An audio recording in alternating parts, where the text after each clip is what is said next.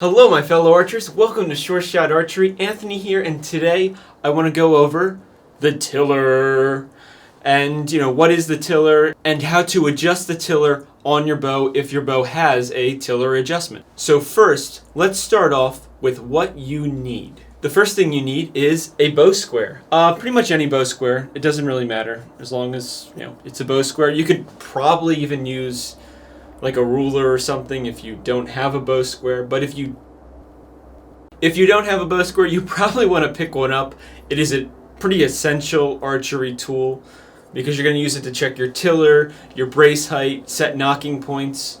So that's the main item for this tiller video. And I would say the second most important item, unless you have really strong hands, you're going to need a set of Allen keys, because the Allen keys are going to let you loosen up the set screw and the limb bolt so that you can adjust your limb bolts in and out so that you can get your tiller to the right length for the top and bottom limb. So with those two out of the way, our third item is the stringer. Now this is not a mandatory option. I personally, from years of experience of doing this, find that de-stringing the bow to adjust the tiller is, yes, more time consuming, but in the long term slash kind of short term side of it, it's nice to de-string the bow every time because you don't have to worry about the limb bolts cutting into the clear coat on your limb. And I've noticed with particular manufacturers in the past that they would run into issues where the clear coat wasn't done that well, or it was a very thin clear coat, and my limb bolt ended up, beating up my limb. And I don't want that because I buy all my equipment. So just a little food for thought. If you want to, maybe save your limbs, but, spend a little bit more time with the limb bolt adjusting, you can de-string your bow. First, we're going to start off with the definition of the tiller. Tiller is the distance between the top and bottom limbs distance from the string. For all the visual learners out there, we have the top limb distance, then the bottom limb distance, and the difference between those two is the tiller.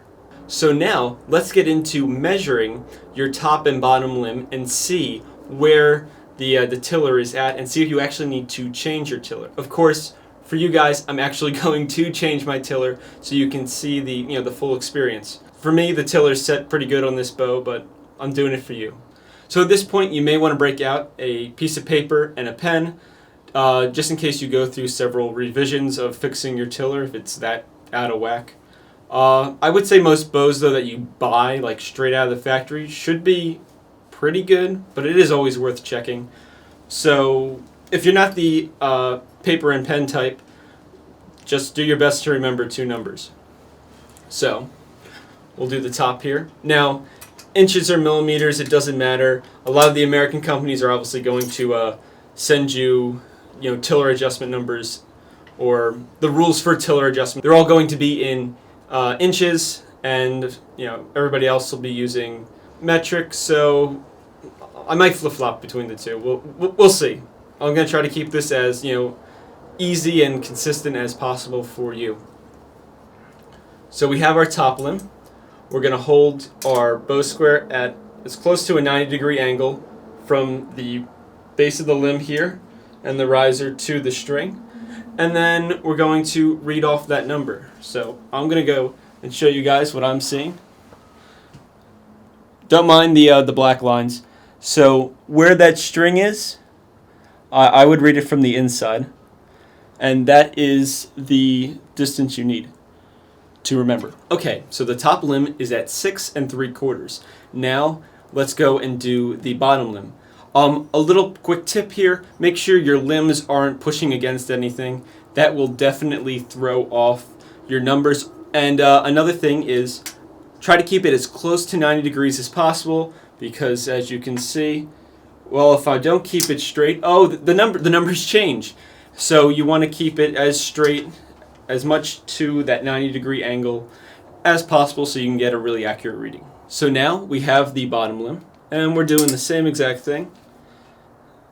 90 degrees about, and then you can see the numbers. And keep it at that 90, because if you don't, as you can see, they're changing. So for our bottom limb here, we are at 6 5/8 inches. So now that we have those two numbers, we can take a look at them. So our top limb measurement was originally 6 3/4, but with a little conversion, we are now at 6 6/8. Just to streamline this a little bit. If I do get anything wrong, I'm sorry. The American education system has failed me. For our bottom limb, we are at 6 5/8. So, with a little bit of math, we have a 1/8 difference between the two limbs. So what does that mean? Well, there's some rules to follow here. So, generally speaking, the recommended range for your tiller is going to be anywhere from 1/16 of an inch all the way to 1/4 of an inch. Some people like theirs even. I don't know anybody that has theirs higher than 1/4. Basically, the bow's going to feel lopsided, at least from my experience. If one limb is too far in or too far out than the other, when you go and draw back the bow, it'll feel like one limb is pulling more and one limb is pulling less than the other, and you'll feel the tension change on your fingers. The idea here is that you want to keep it pretty balanced between your fingers. Also, a very important note for these distance rules, you want the bottom limb to be shorter than the top limb, so that 1/16 to 1/4 inch difference needs to be coming from the bottom limb. You don't want it coming from the top limb. So before we get into actually adjusting this bow here, there's basically just a lot of trial and error in this, because what you're looking for is that consistent pressure on your fingers, so you're not getting any kind of slipping or sliding when you have your fingers on the bow and you're drawing back. You want to keep everything consistent and stable. So now I have destrung my bow. So the first step is you got to get your Allen key, and most bows are going to have a set screw in the back of their limb bolt. You're going to want to put your Allen key into that, and usually you're going to hear like a clicking sound like that. That's because the set screw usually locks into the limb bolt, so now we're just freeing it up, and now our limb bolt is free as well, so that we can go and stick the Allen key in the front here and move the limb bolt in or out. Now, as a note, since you're moving your limb bolt in or out, you are changing the poundage of your bow. Probably not drastically, since there shouldn't be a really big change or big adjustment needed in your tiller distance. But just to put that out there so that nobody has a surprise that their bow went up a pound or so. So for me, at least based on my experience with the bows that I have used, I generally start from the top limb. You can start from the bottom limb. It just depends on how off your tiller is, especially if the bottom tiller is the one that is too long. You're going to want to correct that. Probably want to correct that first and bring it back lower than the top limb. Okay, so now let's go and just adjust this limb bolt. Really easy, and there's some at least things that I do to try to keep this as consistent as possible. Because say I'm just looking to move up in weight. Say this bow has its limb bolts almost all the way out. Well, if I bring them in, I'm going to increase the weight of this bow. But at the same point in time, I do want to keep my tiller, about the same range as where it was when the limbs were lighter.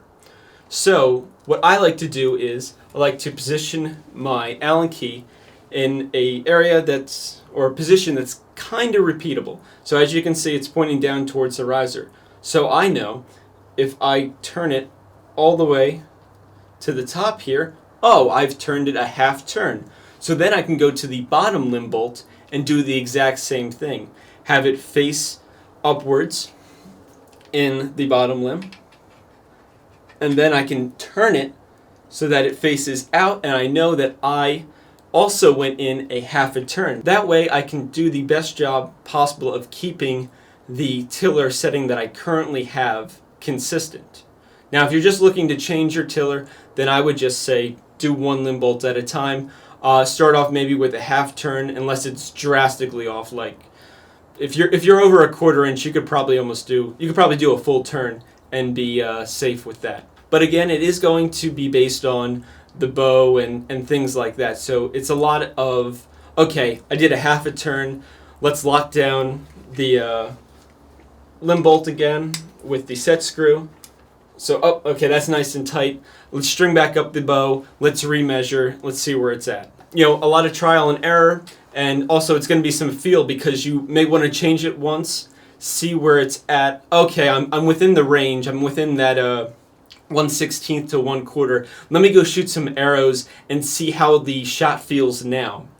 Because you know, the shot may feel better if it's a little bit higher. Maybe your shot feels better and your hands are more, you're steady on the string when you're at a higher tiller compared to a lower one. So it's something you may want to test out. So now that we have adjusted our tiller, all you have to do is remeasure the top and bottom limbs again to see what the tiller is at. And if it's, you know, within that range, like now they're closer because maybe the one was really off before, then you're in business. You know, go out, go shoot with your bow, see how it feels, and go from there. Other than that, this is pretty straightforward. Basically, there's just a lot of hands-on learning in setting up your tiller correctly. If you're really new to archery, I wouldn't, you know, be overly concerned about, you know, where the tiller is at. It's still more important, you know, form-wise and things like that. But it is something to learn, something to know about, you know, learn how your bow operates and how to, you know, fix things. Besides that, one note, if your tiller was, you know, pretty far off, you may notice a sight change because you are changing how the string hits the limbs. Because if one limb was out or in a lot further than the other, the string is going to hit a little less consistently. So by, you know, correcting your tiller and making it more even or within that acceptable range, you should get a bit more performance. The limbs should be working a bit more efficiently. Nothing drastic, but, you know, just something to maybe keep in mind. So that just about wraps it up. I hope you enjoyed watching this video. If you have any ideas or, you know, suggestions about, you know, fixing tillers, how you do it yourself, please, I would love to hear it in the comment section down below. Thank you for watching. Please like and subscribe, and happy shooting, and have a great day.